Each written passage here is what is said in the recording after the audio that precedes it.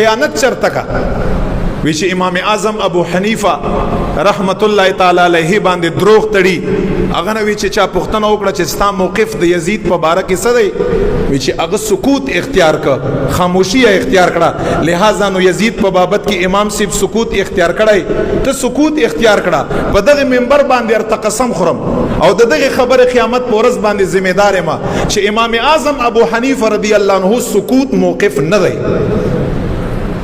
امام اعظم ابو حنیفه نه پختنه شوی د یزید په بابت کې د هغه موقف خاموشي نه دی امام اعظم ابو حنیفه تاریخ خلقان وګوره معتبر تاریخ دی امام اعظم ابو حنیفه فرمایي چې صراحتن خکارم لعنت پکړای شي او په نوم باندې لعنت پکړای شي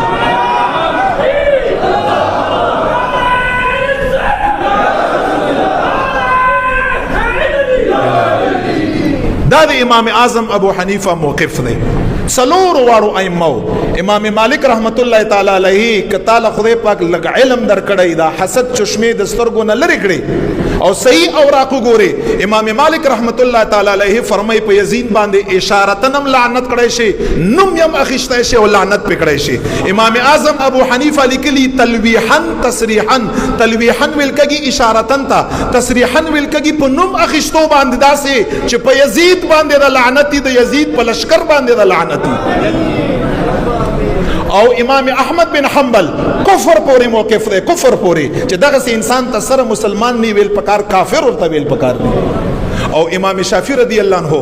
هغه د اهل بیت ډیر لیونای عاشقو هغه بچوي چې کچرتا رافضیت شیعتوب دا نوم د اهل بیت د محبتي ز ټولو نه غټ رافضی امام شافعی فرمایي دا لګ ډیر ثقلین ملکږي انسو جن د گواشي چې امام شافعی شیعه دی کو څوک شیعتوب دي ته چې اهل بیت سره با محبت کړي مونږ اهل بیت سره محبت ته دا د ایمان حصہ ده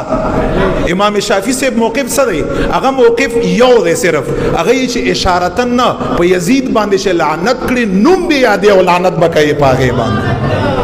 قسم دی الله په ذات باندې چې دا موقف د ائمه اربعه دی رحمت الله تعالی علیه مونږ دغه خلکو سره حضرت معاویه رضی الله تعالی عنہ صحابی رسول دی هغه دفاع مونږ اهل سنت و جماعت به حیثیت صحابي کړو څوک چې په هغه کې زبان درازي کا رسول الله تر ناراضه دی صحابم تر ناراضه دی او ربم تر ناراضه دی الله فی اصحابی لا تتخذوهم غرضا بعدی فرمای خدای ته وګوره خدای ته ما صحابو کې تاسو خبرې مکړې بس اپری دی یزید سره مونږ کلیر کټ موقف دا دی لعین دی خبیث دی زانی دی شرابی دی مردار دی امام حسین رضی الله تعالی عنہ قتل د خپل باندې کړی یا بل واسطه او یا بلا واسطه یو خبره یا چاته حکم کړل او یا خپل باندې کړل څوک چې دغه پلید دی پاکه رب لا یزال د قیامت پر ورځ باندې دغه پلید سره اوچت کا رب لا یزال د مونږ حشر صحابه او اهل بیت سره غلطه خبره دا ملعون په دغه ورځ باندې عاشورې په ورځ باندې د عظیم سانحه شوی و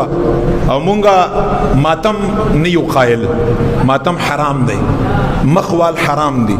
کپڑے شلول حرام دی ځانون وال حرام دی تورې کپڑے اچول په دینیت باندې چې څوک په نیت باندې بیا حرام دی اسی اچھی څه خبره پکې نشته جایز رنگ دی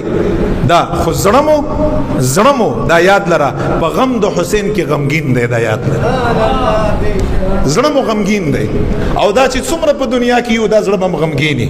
لکه رسول الله مبارک چې زړه غمگینو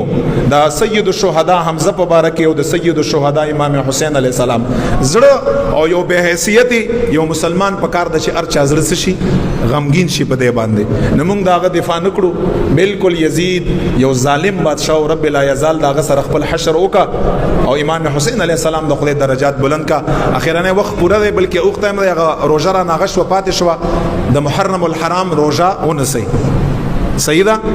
یو لسم باندې مونس لا نهم باندې مونس په لسم باندې مونس دا مسنون دغه حضور علیہ السلام هغه حدیث الفاظ ارتیاما انی احتسب علی الله ان یکفر السنه التي قبله نبی علیہ السلام فرمایي چې د عاشورې د ورځې روزهونی و زما الله نه امید دی چې ترشوی یو کال ټول ګناهونه به ورته معاف کړي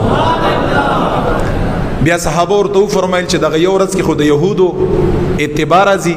په لسم باندې يهودم نسی حضور علیه السلام ورته وی چې خیر دی تاسو يهود مخالفت وکړي یا ور سره نه هم ملګری کړی یا ور سره یو لسم ملګری کړی نو دی وجه نه دوه روزه مسنون دي یا د نه هم او د لسم او یا د لسم او د یو لسم دا روزه ونسي الله د رضا لپاره بیبیان فرمای چې رسول الله مبارک نه په نفلی روزو کې محرم روزه بالکل نه پاتې بالکل نه پاتې او دا په یو وخت کې فرض وا دا محرم روزه بیا چې رمضان کریم روزه فرض شوي د دې فرضیت ختم شو او سنت او مستحب ده کوشش وکړئ ګرمیم د ماتم پتا دا تکلیف او داخلي د دې ټولو خبرو اجر د اجر صاحبانو په دې باندې انسان ته اجر ملوي زمام ګرمي کیږي تاسو ګرمي کیږي خدای د زمونږ د قبر او د جهنم ګرمي نه وساتي دې وجه نه کوشش وکړئ امام حسین رضی الله تعالی عنہ هغه درجات اسیم اوچت دي خو د محبت اظهار د لپاره صدقه څوک کا کلاس اوچت کا کوروجو نسی هر قسم کارو کا او په نیت د ایصال ثواب باندې او په نیت د ایصال ثواب باندې بالکل جایز د امام حسین مبارک سره محبت ته مونږ اهل بیت سره محبت ته مونږ صحابه سره محبت ته